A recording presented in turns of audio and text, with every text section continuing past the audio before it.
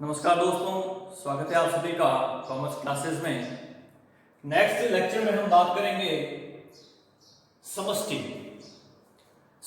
या समग्र, जिसके बारे में हमने पिछले वीडियो में बात की थी। समष्टि या समग्र से क्या आशय होता है कि सांख्यिकी में समष्टि या समग्र का तात्पर्य किसी अनुसंधान क्षेत्र की सभी इकाइयों के समुदाय से है।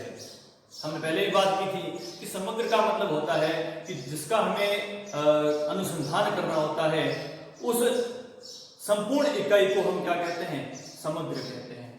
तो अनुसंधान क्षेत्र की सभी इकाइयों का जो समुदाय होता है, जो टोटल यूनिट होती है, उस समुदाय को हम क्या कहते हैं? समग्र कहते हैं।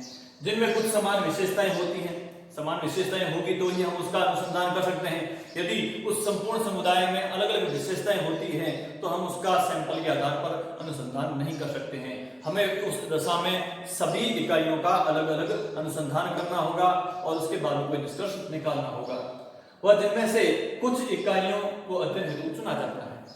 तो जो समष्टि का आशय है वो ये हुआ कि जो संपूर्ण इकाइयों का जो समुदाय है, उस संपूर्ण समुदाय को ही हम क्या कहते हैं? समष्टि या समग्र कहते हैं। जहां से हम एक इकाई का चयन करके उसके आधार पर कोई अनुसंधान या निष्कर्ष निकालते हैं। जैसे उदाहरण के रूप में विश्वविद्यालय में कुल विद्यार्थियों की संख्या।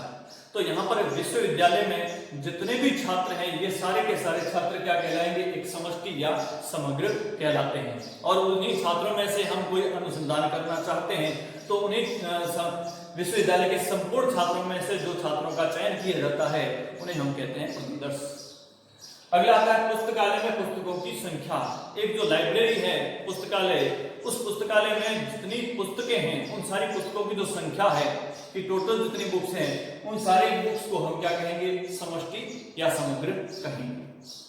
अगली हम बात करते हैं बहुत ही महत्वपूर्ण समष्टि के प्रकार। समष्टि कितने प्रकार की होती है? तो देखिए, समष्टि में पहला आता है परिमित समष्टि, फाइनाइट पॉपुलेशन। नाम से ही आपको मालूम पड़ चुका होगा कि ऐसा समग्र जिनमें इकाइयों की संख्या सुनिश्चित होती है।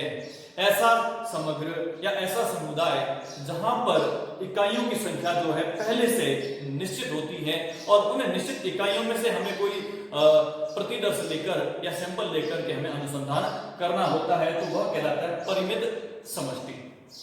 जैसे 2001 में भारत की जनसंख्या निश्चित होती थी, 2011 में भारत की जनसंख्या निश्चित थी, एक कक्षा में छात्रों की संख्या ये भी निश्चित होती है। तो इन सारी संख्याओं को हम क्या कहते हैं? परिमित समष्टि। दूसरी बात करते हैं अपरिमित समष्टि, इनफाइनाइट पॉपुलेशन।